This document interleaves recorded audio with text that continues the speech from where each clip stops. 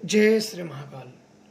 इस संसार में अदृश्य शक्तियों को, सूक्ष्म जगत को नकारा नहीं जा सकता है। बहुत बार वो रात्रि के समय में दृष्टिगोचर हो जाते हैं, किसी के साथ ये दिख जाते हैं। कभी कभी इंसानों का और इनका सीधे सीधे सामना हुआ है। आज मैं एक अपने अनुभव आप लोगों के समक्ष रखने जा रहा हूँ, जो कि प्रेतों ने किस प्रकार से भ्रमित करते हैं और कब वो भ्रमित कर देंगे आपको स्वयं ही ज्ञात नहीं होगा। ये उस समय की बात है जब मैं मेरे दादा जी के पास में गया था एक रात सोने के लिए।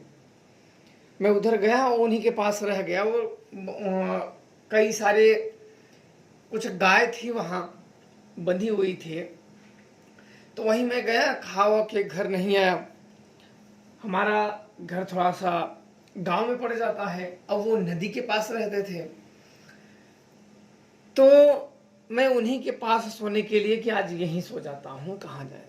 तो खाना वाना खा के मैं वहीं उनके पास मैं सो गया। अब सोने के बाद रात्रि को कितने बजे कितने नहीं मेरी नींद खुली और मुझे पेशाब लग गई कि, और मेरे दादाजी शाम को बोले हुए थे कि जब पेशाब लगे तो ज़्यादा दूर मत जाना, नदी के पास मत जाना, इधर ही कर लेना दरवाजे के थोड़ा सा आगे।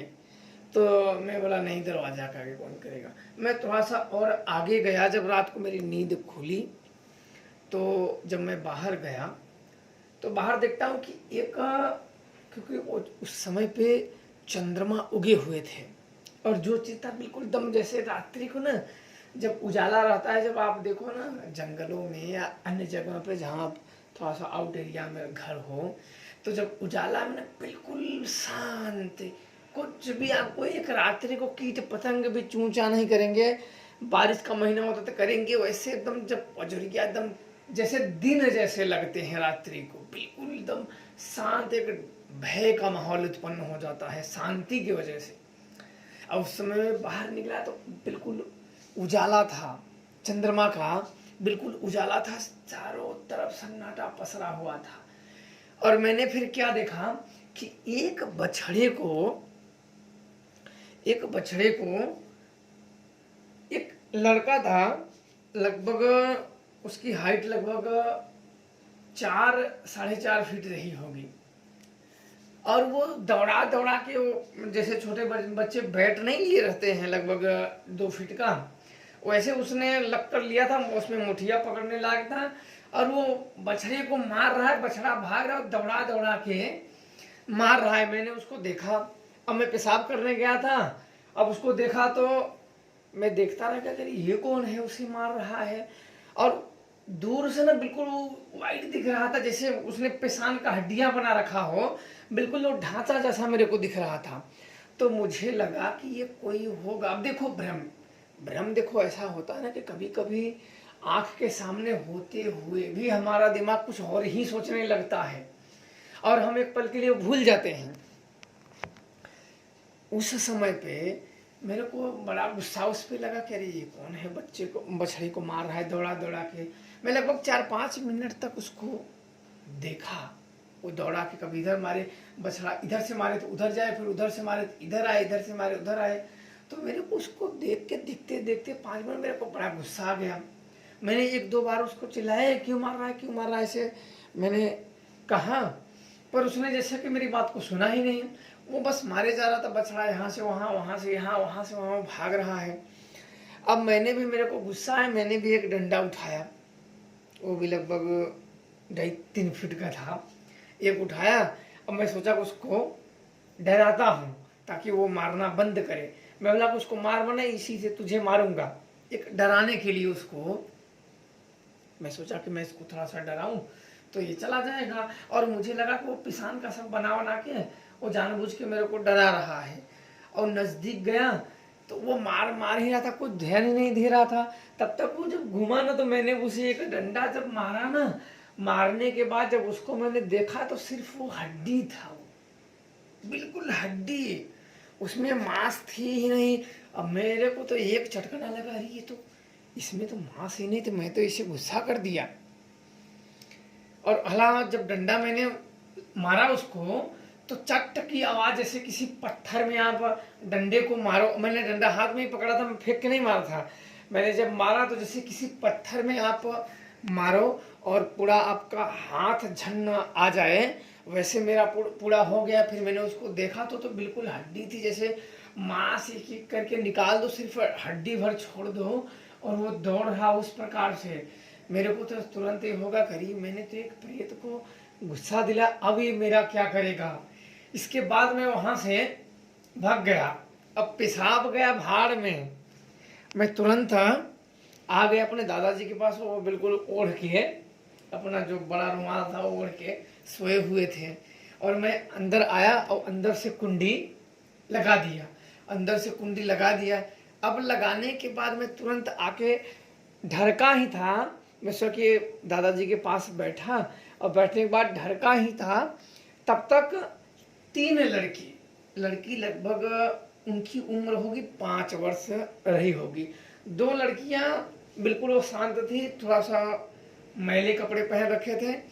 एक उसमें थी, उसने गर्दन तक बाल कटा रखा था, और उसमें एक गंजी पहन रखी थी, और वो एक घुटनी तक का जो उसका घाघरी कहते हैं वो पहन रखा था उसने।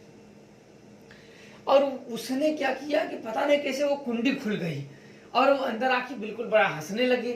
और वो मेरे को पत्थर से, छोटे छोटे पत्थरों से वो मेरे तरफ फेंका, तो मेरे को बड़ा चिढ़ा गया उसके ऊपर। तो उसने मतलब फेंक के हंसने लगी, फिर वो बाहर भाग गई, और मेरे को थोड़ा सा डर भी लग गया, कहीं इसने मैं बंद किया और ये अंदर कैसे आ गई, कुंडी खुल कैसे गई। मैंने इधर से मार दिया कि ताकि वो उसको, जो हड्डी वाले को मैंने मारा था, वो अंदर ना आ जाए, डराने के लिए। अब पता नहीं अब क्या होगा। मैंने तो आदमी लड़के समझ के उसके पास गया और मारने रहता है, चलाया। जब चलाने के बाद उसको लग गया, तब मैंने देखा खैर ये तो हड्डी है। और फिर अच्छा वो हड्डी दिखा नहीं मेरे को, जब मैं वहां से भाग गया तो हड्डी मेरे को वो नहीं दिखा। अब इसके बाद वो लड़कियां बिल्कुल, उनकी हंसने की आवाज से मेरे को बड़ा इरिटेट होने लगा, एक तरीके का गुस्सा आने लगा। और वो बार बार अंदर आती, पत्थर फेंक के भग जाती, पत्थर फेंक के भग जाती। अब देखो मेरे फिर ध्यान से उतर गया भूतों का, और फिर मैंने डंडा उठाया, उनको पास मैंने दौड़ा, तो हंसती हुए दौड़े दौड़े गए। एक वहां से थोड़ा सा दूर पे एक तालाब है। अब वहां तालाब में घुस गए, मैं भी ऊपर खड़ा हो गया, और वो तालाब में 3 लड़कियां, 2 लड़कियां तो बिल्कुल शांत थी, वो नहीं बोल रही थी, ना हंस रही थी और ना कुछ बोल रही थी। एक ही लड़कियां थी, वो पत्थर से मार मार के वो हंस रही थी।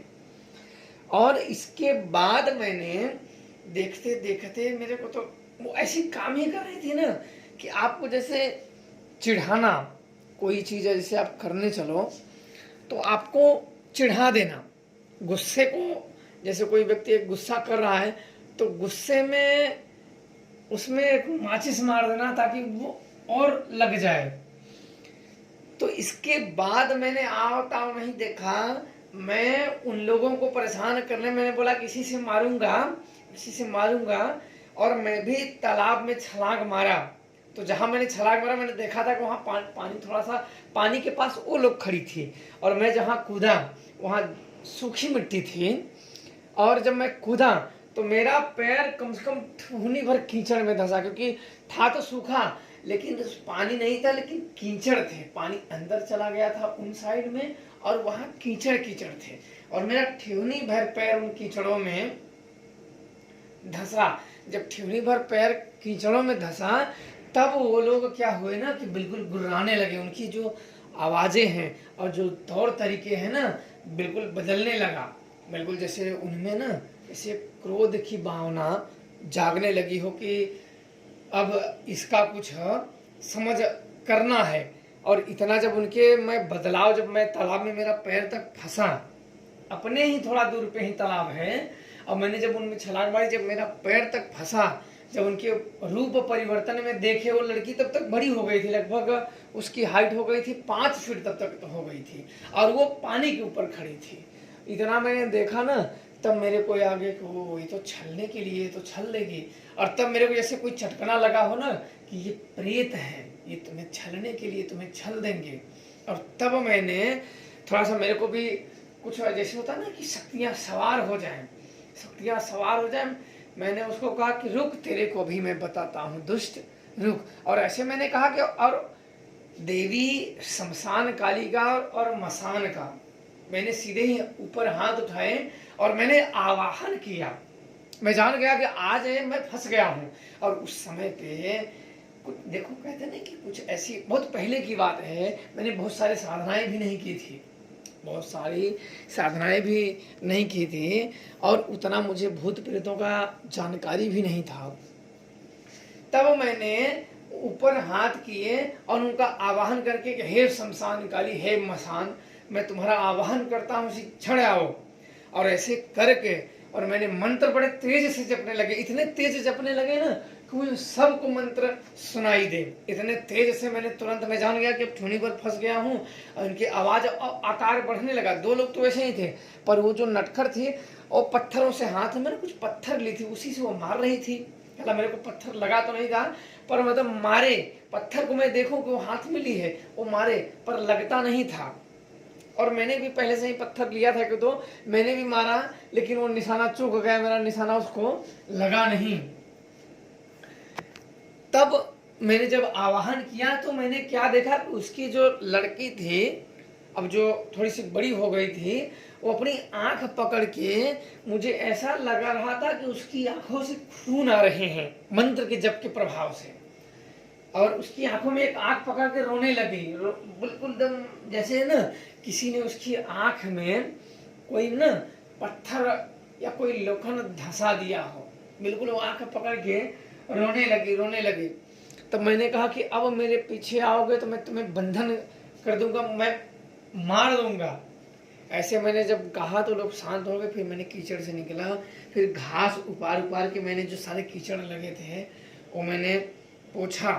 पोछने के बाद फिर आया नदी के पास। शरीर ने बिल्कुल जैसे भारी भारी हो, अंदर से ऐसी आवाज आ, चल कहीं भी चल, कोई कुछ नहीं कर सकता, चल मैं तुम्हारे साथ हूँ। और उस समय पे मैं आया, नदी में हाथ धोया, फिर आया तो मेरे दादाजी सोए हुए थे। फिर सुबह तक मैंने सोया रहा, सुबह उठा, मैंने बोला कि अरे एक बछड़ा छूट गया था। बोले गाय में तो कोई बछड़ा है ही नहीं। अब देखो कि वो सब, उनको कहा कि बछड़ा छूट गया था, और मेरे को भी नहीं पता था कि मैं बराबर जाता नहीं था वहां देखने की गाय बछड़ा दिया है कि नहीं दिया है। बोले गाय तो बछड़ा दिया ही नहीं है, तो तुम गाय कहाँ, बछड़े को कौन मार रहा था, यहाँ कौन लड़का है कि कौन मारेगा।